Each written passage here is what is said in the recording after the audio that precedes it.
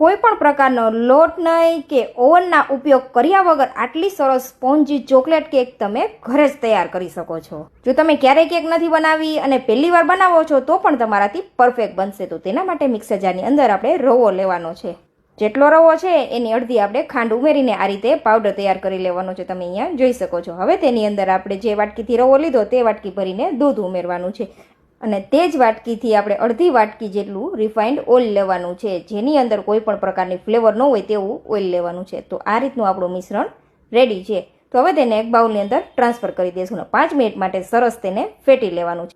અત્યારે મિશ્રણ તમને થોડું ઢીલું લાગતું હશે, પણ આપણે તેને 10 થી 15 મિનિટ માટે રેસ્ટ આપીશું ને એટલે તમે જોઈ શકો છો અહીંયા સરસ એવું ઘટ થઈ ગયું છે. તો હવે તેની અંદર આપણે કોકો પાવડર ઉમેરવાનો છે. 2 ચમચી કોકો પાવડર અને 1 ચમચી આપણે કોફી પાવડર ઉમેરીશું.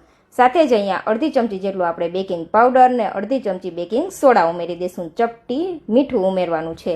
આ બધી વસ્તુને આ રીતે ચાળીને ઉમેરવાથી કેકની અંદર જરા પણ ગાંઠા નથી થતા. તો હવે બધી વસ્તુને સરસ મિક્સ કરી દઈશું. આ રીતે બધી વસ્તુ સરસ મિક્સ થઈ જાય ને પછી તેની અંદર 1 ચમચી વિનેગર ઉમેરવાનું છે, વ્હાઇટ વિનેગર.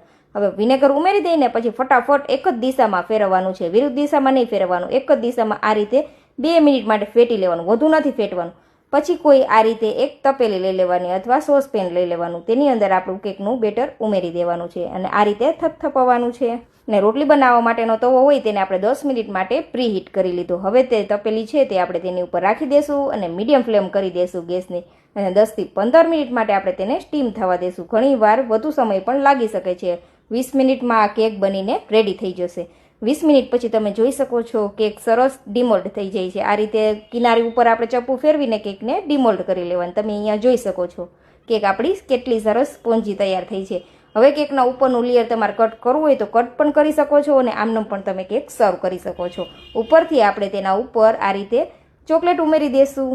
તો અહીંયા ડેરી મિલ્કને આપણે મેલ્ટ કરીને ઉમેરેલી છે. હવે 10 મિનિટ માટે તેને ફ્રીઝરમાં રાખી દઈશું. 10 મિનિટ પછી તેના ઉપર આ રીતે ડેકોરેશન કરી દઈશું. તમને જે ડેકોરેશન પસંદ હોય તે તમે અહીંયા કરી શકો છો. તો આ કેક જોઈને કોઈ જ નહીં કહે કે આને તમે ઘરે બનાવેલી છે અને ટેસ્ટ પણ ખૂબ જ સરસ છે. તો જરૂરથી ટ્રાય કરજો. રેસીપી પસંદ આવે તો ફોલો કરજો.